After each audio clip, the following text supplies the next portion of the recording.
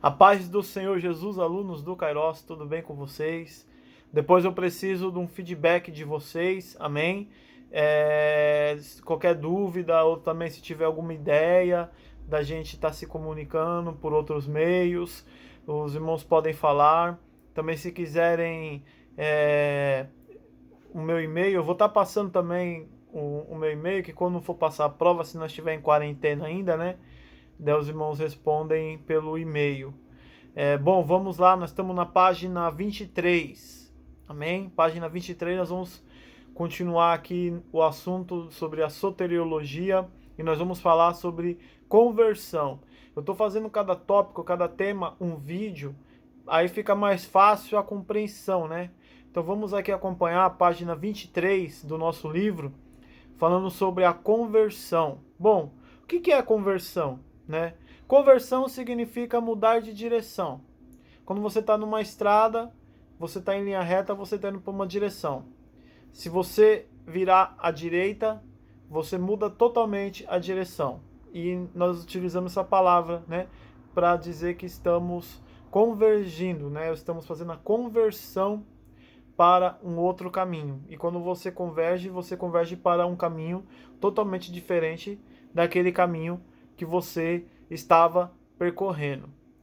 Algo interessante é no Salmo 119, versículos 59 e 60, ele dá uma ideia, o salmista, do que a Bíblia fala acerca da conversão. Olha só, Salmo 119, versículos 59 e 60. Eu vou estar lendo para os irmãos. Considerei os meus caminhos e voltei os meus pés para os teus testemunhos.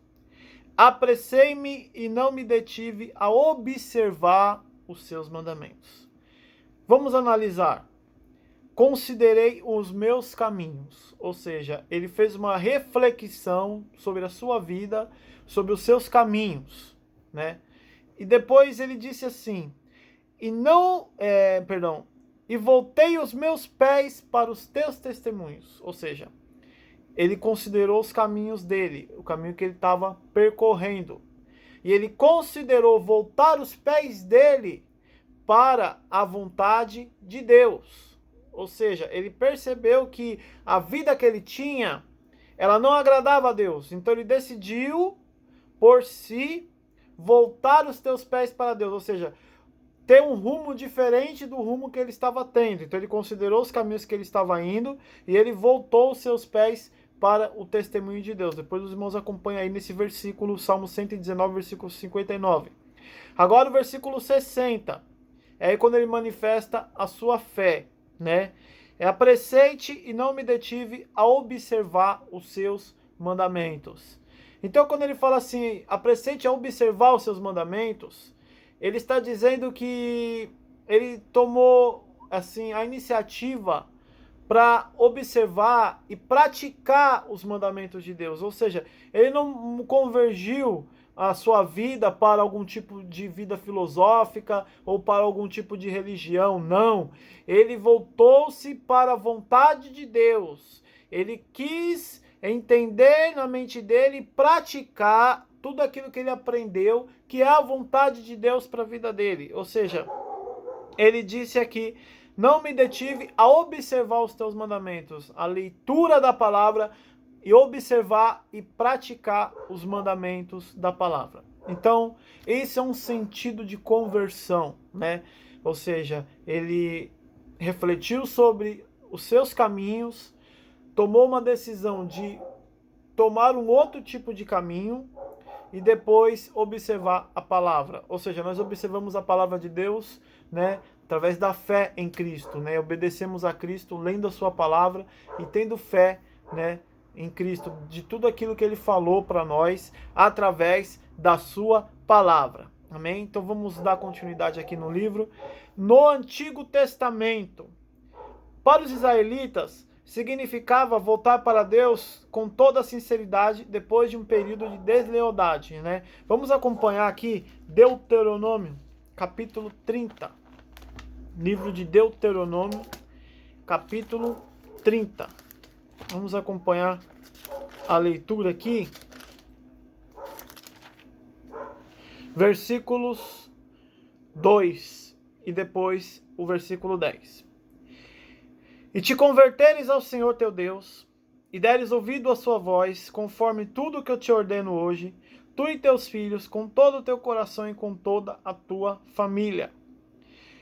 Quando deres ouvido, versículo 10, quando deres ouvidos à voz do Senhor teu Deus, guardando os seus mandamentos e os seus estatutos escritos neste livro da lei, quando te converteres ao Senhor teu Deus, com todo o teu coração, com toda a tua alma.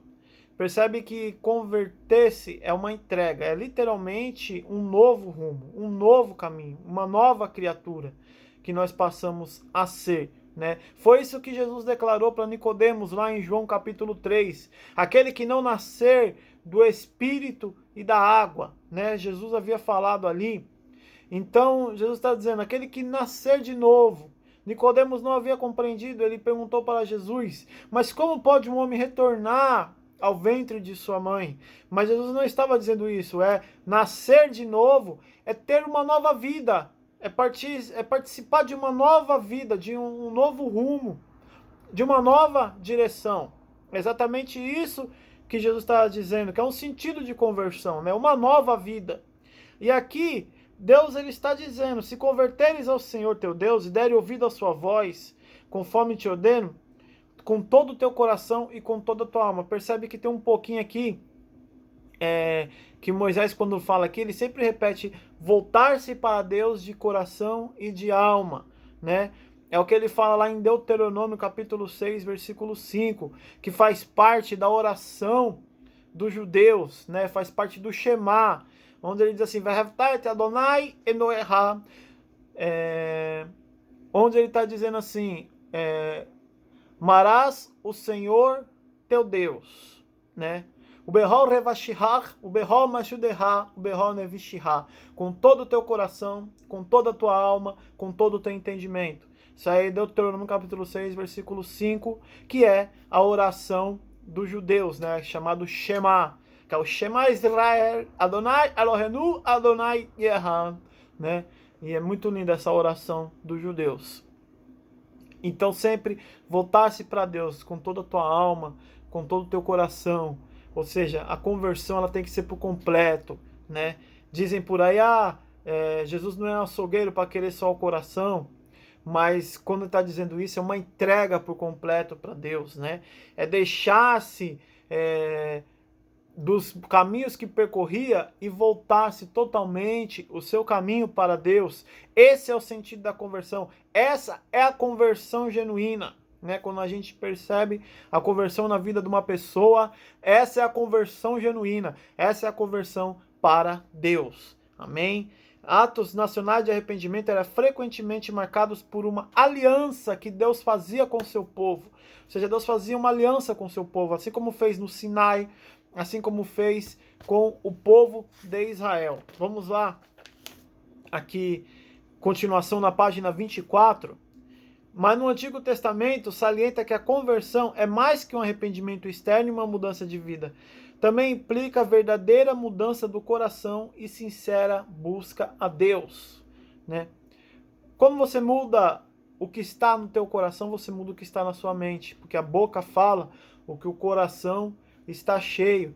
Ou seja, tudo aquilo que a gente pensa, tudo aquilo que a gente imagina, tudo aquilo que está guardado no nosso coração, tem que ser mudado, convertido a Deus. É nisso que nós expressamos a nossa sinceridade diante de Deus, né? A nossa total entrega diante de Deus. Eu imagino que se eu estiver falando com pessoas aqui que antes de se converter, né, poderiam estar dizendo para assim, eu jamais imaginar que eu ia estar indo à igreja com uma Bíblia na mão, passando pela rua e as pessoas me vendo eu com a Bíblia na mão. Isso é uma conversão, né? Ou seja, você ter orgulho de estar indo à igreja com a sua Bíblia, de estar participando da igreja. Isso é muito lindo, né? Agora vamos falar da conversão no Novo Testamento, tá? Nós vemos que essa palavra é quase sempre usada para expressar o decisivo voltar-se para Deus de um indivíduo que obtém sua entrada no reino de Deus e o perdão dos seus pecados. Vamos lá para Mateus, capítulo 18. Mateus, capítulo 18. E os versículo 3. Mateus, capítulo 18, versículo 3. E disse: em verdade vos digo, que se não convertestes e não fizerdes como criança, de modo algum entrarei no reino dos céus. Aqui nós vemos que fizeram uma pergunta para Jesus: quem é o maior no reino dos céus? Aí Jesus chamou uma criança, colocou a criança no meio, e ele disse assim, que se não converteres e não fizeste como criança, de modo algum entrar no reino dos céus. O que Jesus estava dizendo ali? Jesus estava dizendo que tinha que voltar a ser ingênuo como uma criança, voltar a apagar tudo o que tinha na mente, tudo que você fez e voltar a agir como criança, voltar a ter ações de criança de modo algum, de maneira alguma. Jesus estava dizendo o seguinte: se limpe de tudo aquilo que você faz, de tudo aquilo que você pratica e nasça de novo em si. Seja em si tudo novo para ti. Porque uma criança não é nova, não tem uma mentalidade nova, a criança não está aprendendo, a criança não está se desenvolvendo. Então Jesus está dizendo isso, né? Comece a aprender, a se desenvolver, a esquecer de tudo aquilo que você fazia e a partir daquele momento você começa a se ter uma nova desenvoltura sobre a sua vida, como uma criança, né? Nós sabemos que até uma certa idade a criança ela passa a ter uma desenvoltura na sua mente e até essa desenvoltura na sua mente ela passa a ser influenciada, né? Então a criança começa a olhar para o pai e para a mãe, começa a ver o pai e a mãe como os heróis da sua casa, né? E ali ela vai refletindo sobre a ação de cada um. Aí nós vemos casa onde o pai e a mãe fala palavrão, a criança acha normal. Nós vemos casa onde o pai e a mãe leem a Bíblia também, a criança vai, né, se sentir, né,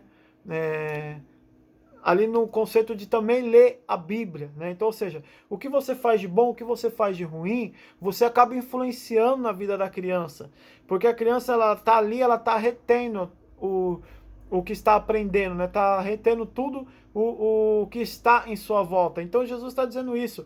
Limpe a sua mente, comece a se desenvolver por aquilo que a palavra de Deus está te ensinando. Ou seja, interessante que Paulo falou em Gálatas, né, que a lei de Moisés ela serviu como aio, como um tutor para o povo de Israel. Ou seja, a lei ela serviu como um professor para Israel, né? Como um tutor significa um professor, para que Israel viesse a se amadurecer como nação, para receber o Messias e aquilo que Deus queria fazer em Israel através do Messias, ou seja, preparar Israel para a vontade de Deus. Era isso que servia a lei, para praticar a vontade de Deus, né?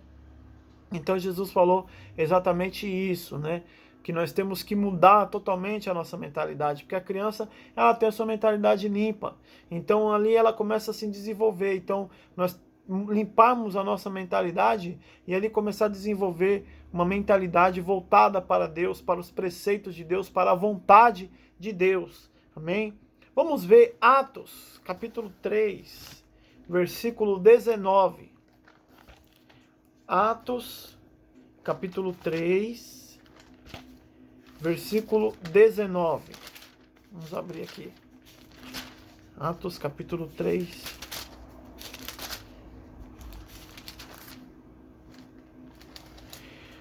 Arrependei-vos, pois, e convertei-vos, para que sejam apagados vossos pecados, e venha assim o tempo do refrigério pela presença do Senhor. Então, ele usa duas palavras aqui, né? Nós vemos ele usando duas palavras aqui. O discurso de Pedro, né? Arrependei-vos, ou seja, deixar de praticar aquilo que fazia, se arrepender daquilo que fazia. E convertei-vos, mudar de direção, mudar a forma de vida. Para que sejam apagados vossos pecados e venham assim o tempo de refrigério pela presença do Senhor. Ou seja, a partir do momento que você se arrepende, que você se converte a Deus, Deus passa a habitar na sua vida, a sua vida passa a ser diferente não somente pelo seu modo de viver, mas também pela presença de Deus na sua vida. E Jesus não nos isentou que a presença de Deus seria só maravilhas, só bem bom, não. Jesus disse que no mundo teríamos aflições, mas ele venceu o mundo, nós também tínhamos condição de vencer o mundo, né? Ou seja, Deus está presente conosco, não significa que agora é só vitória, como diz aquela louvor da Damares, né? Não, significa que com Deus no barco o negócio é diferente. Com Deus no barco a nossa vida passa a ser diferente, passa a ser de outro modo, de outra maneira, que o Espírito Santo passa a habitar em nossas vidas. Amém? Os cristãos desviados, eles são exortados ao arrependimento e não à conversão, né? Por quê? Porque conversão você mudou de vida. Aí a pessoa, ela se desvia, ela apóstata da fé, né? O que seria apostatar da fé? Seria você, sendo conhecedor do caminho, decidir por si só voltar à velha vida. Sabe uma coisa interessante? Quando Paulo falou, Demas me desamparou, amando o presente século, falando para Timóteo, lá no final da vida dele, quando Paulo já estava no corredor da morte, já vamos dizer praticamente, né?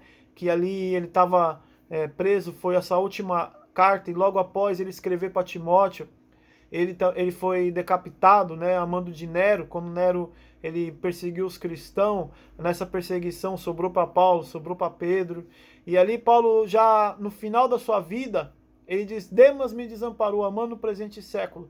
As pessoas naquele tempo, no tempo da igreja primitiva, quando elas iam dizer que uma pessoa se afastou dos caminhos de Deus, não dizer esse aqui está desviado, aquele está desviado, eles utilizavam outro termo, seria amou o mundo. Então a pessoa que saía da igreja, desviava da igreja, era um apóstata, né?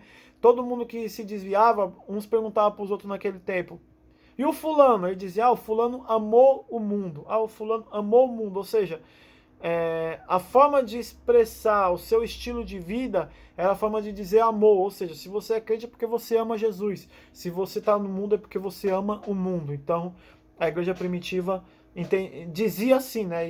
E se for ver por um lado, isso daí é de fato, né? Se a pessoa ela se apóstata, ou se a pessoa ela vira as costas para Deus, ela ama o mundo. Eu fiquei muito triste que antes de fazer a live, tem um pastor da Igreja Batista que eu sou muito fã dele, né? E assim, eu gostava de ouvir as mensagens que ele pregava, uma pessoa muito espiritual. Inclusive eu tenho alguns livros dele aqui, um livro que eu achei fantástico, um dos melhores comentários bíblicos sobre o livro de Eclesiastes, que eu já li, foi o que ele escreveu, uma pessoa de uma mente incrível, uma pessoa conhecedora das escrituras sagradas, e ele escreveu o livro que era o comentário dos Eclesiastes, e no tema do livro ele foi muito criativo, né? Ele diz, o livro mais mal-humorado da Bíblia, mas foi incrível, ali um livro incrível, mas hoje em dia, você vê que ele mudou totalmente a mentalidade dele, é um pastor chamado pastor Ed René, ele mudou totalmente a mentalidade dele, mudou totalmente a forma de enxergar o evangelho. E ele deu uma entrevista por esses dias num canal do YouTube, e ali no canal do YouTube ele disse que era a favor das drogas, descriminalização das drogas, que era a favor da descriminalização do aborto, que era a favor do casamento homossexual. Ou seja, você vê que é literalmente um apóstata, né? Ele tirou a mentalidade dele do evangelho, né? Ou seja, no passado muitas pessoas se converteram através da pregação, hoje muita gente está se afastando, né?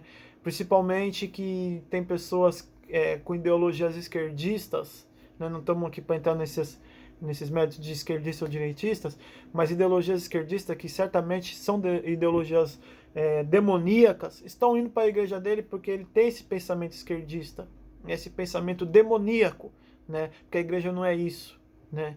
Então, isso não cabe assim a aula, mas eu estou falando por conta de conversão, mudar de vida, né? A pessoa ela se volta para o mundo, ela precisa novamente se arrepender. Agora vamos aqui para o arrependimento mais a fé. Então a conversão ela inclui esses dois atos, arrependimento e fé. Então guardem isso, arrependimento e fé, elas concluem na conversão. A partir do momento que você se arrepende dos seus pecados e você coloca a sua fé em Jesus Cristo, você muda o seu modo de vida. Ou seja, o que faz para identificar uma conversão na vida de uma pessoa é quando ela muda de vida. Porque eu confessar Jesus na igreja, isso daí pode ser um momento que a gente está no quebrantamento, todos nós podemos confessar Jesus dentro da igreja. Mas o que vai definir nós como cristão genuíno é a mudança de vida. É isso que vai definir como cristão genuíno e é isso que vai demonstrar a conversão em nossa vida. Então, espero que tenha ficado claro para os irmãos o conceito de conversão. É que é mudar de vida, mudar a direção de nossas vidas. Página 25. A mudança do homem deixando o pecado e voltando para Deus pode ser demonstrada por uma simples ilustração. Vamos ver a ilustração que ele fala aqui no livro. Imagina um homem andando num caminho que leva à destruição inevitável por causa do pecado e condenação. Quando ele é avisado que vai ocorrer em breve, ele reconhece seu erro, vira-se para a direção oposta em busca da justiça e da salvação. Ou seja, uma pessoa andando por um caminho que no final daquele caminho existe um abismo. Aí ele é avisado que se ele continuar naquela direção, ele vai cair naquele abismo. Então, ele se toca, né, põe em si que ele vai cair naquele abismo e ele volta, né? Ele volta daquele local para que ele não venha cair, ou seja, ele muda a direção para que ele não venha cair naquele abismo. Uma outra ilustração também de Max Lucado, né? Max Lucado não, Billy Graham. Ele falou uma coisa muito interessante numa das suas pregações. Ele dizia assim: você imagina, você vê uma formiga dentro daqueles formigueiros que é como se fosse um aquário. Você imagina aquela formiga andando e ela indo por um caminho onde há um perigo iminente, né? Ou seja, um buraco, alguma coisa que demonstre um perigo iminente para aquela formiga. Se você falar, ela não vai te ouvir, que ela não te entende. Se você colocar o seu dedo, ela vai passar por cima do seu dedo, porque ela não sabe o que seu dedo está querendo fazer ali.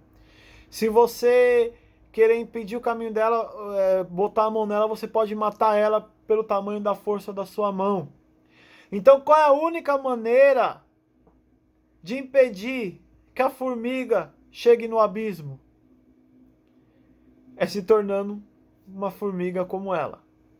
É porque ela só ia compreender que ela estava no caminho errado quando um outro ser como ela aparecesse ali e anunciasse a ela que ela não está no caminho certo. Ou seja, a nossa mente não consegue compreender a mente de Deus. A nossa mente não consegue entender o querer de Deus para a nossa vida. O pecado, ele atrai. E a pessoa é atraída pelo pecado. E Deus fala, a pessoa está tão focada na sua destruição que ela não consegue compreender a fala de Deus. Porque a fala de Deus é algo muito grandioso perto do caminho que ela está traçando. E Deus, se colocar ali um obstáculo, ela até passa por cima daquele obstáculo, mas vai continuar para o caminho errado. Então Deus precisou se tornar-se como um de nós, para demonstrar sua vontade e demonstrar o seu querer para com as nossas vidas, para que nos arrependemos e nos convertemos a Ele. Então Deus se tornou como um de nós em Jesus Cristo. E ali Ele conseguiu comunicar sua vontade à humanidade, né? Achei muito lindo essa ilustração de Billy Graham. Bom, vamos lá. Aqui foi acerca do Salmo, né, 119, eu adiantei, mas aqui está dizendo. Agora vamos para Lucas capítulo 15, na parábola do jovem rico, que tem a ver com o Salmo 119, que nós lemos também, tá? Vamos lá para Lucas capítulo 15, versículo 17. Lucas capítulo 15, versículo 17. eu tenho certeza que os irmãos conhecem a parábola do filho pródigo. E nessa parábola do filho pródigo, é um filho que deu uma louca nele e ele foi lá, pediu para que o pai viesse a lhe entregar a sua herança e ali partiu. Partiu rumo, né, a vida alheia. E ali ele fez tudo que desagradava, né? E acabou-se que ficou sem nada. Na hora que tem dinheiro, tá rodeado de amigos, tá rodeado de pessoas em volta, você tem dinheiro, mas na hora que acabou o dinheiro, foi todo mundo embora. Aí não tem mais como se prostituir, não tem mais como se embriagar, não tem mais como fazer nada. E como ele tinha um estilo de vida, ele não aprendeu a ter um outro tipo de trabalho. Então ele conseguiu ali um trabalho com porcos, aonde os porcos comiam melhor que ele. Aí ele entendeu o que estava acontecendo. A conversão desse rapaz começou no versículo 17, quando ele disse, caindo em si. Nós só vamos conseguir fazer algo novo na nossa vida quando a gente cair em si. Enquanto a gente não cai em si, a gente não muda de vida. Não muda. Enquanto você não cai em si, você não muda de vida. A gente só muda de vida quando a gente reflete sobre o que nós estamos fazendo, não o que o outro está fazendo. Porque a gente costuma ver a vida dos outros, né? O que aquela pessoa está fazendo, por que aquela pessoa não cai em si, por que aquela pessoa não faz isso. Mas quando paramos para analisar a gente, nossas atitudes, é caindo em si que a gente consegue refletir e ter forças para mudar de vida. Então, esse jovem, ele caiu em si. Então, a palavra-chave da conversão desse jovem, do arrependimento desse jovem, é caindo em si. Caído em si, disse, os trabalhadores de meu pai têm abundância de pão e aqui perecendo em fome. Ou seja, ele caiu em si e entendeu que com o pai dele as coisas é diferente. Com o pai dele tem abundância. E ele caiu em si reconhecendo que ele estava no melhor lugar do mundo, que era ao lado do pai. Mas que ele se deixou se levar pela ganância, deixou se levar pela avareza. E ele entendeu que esse caminho não leva a lugar algum. Esse caminho leva a comer bolota de porco. Então, quando ele caiu em si, ele entendeu o seguinte, era muito melhor para mim estar nos braços do pai do que estar neste lugar. E quando ele caiu em si, ele voltou para os braços do pai. E sabe o que é interessante? O pai, quando lhe viu, ele não julgou, questionou, não, ele foi e abraçou seu filho. É assim que Deus faz com o verdadeiro arrependido, ele abraça. É por isso que o arrependimento nos leva para Deus. Porque falar só de boca não nos leva. Mas ele tomou um rumo, um caminho, ele foi caminhando, ele foi convertendo o seu rumo até a presença do Pai. Então a gente só ganha o abraço do Pai quando nós converte o nosso caminho até a presença do Pai. Mas por que o Pai não quer abraçar a gente lá? Quer. Mas o Pai só abraça quem quer ser abraçado. O Pai só abraça quem cai em si. Então quando você cai em si, você se volta para Deus. E quando ele se voltou para Deus, ele recebeu o abraço do Pai e a aceitação do seu Pai. Bom, aqui, a sua conversão começou quando ele percebeu sua condição pecaminosa, né? Então o primeiro passo da conversão foi caindo em si. O segundo passo foi a decisão de retornar para a casa do Pai. E o último passo foi de agir com o coração arrependido e com fé. Se ele tivesse voltado para o seu pai, sua decisão de arrepender teria sido totalmente momentânea. Então ele tomou a decisão de viver novamente uma vida com o seu pai, com ali a vida que o seu pai levava e que a sua casa levava. Então isso é algo extraordinário.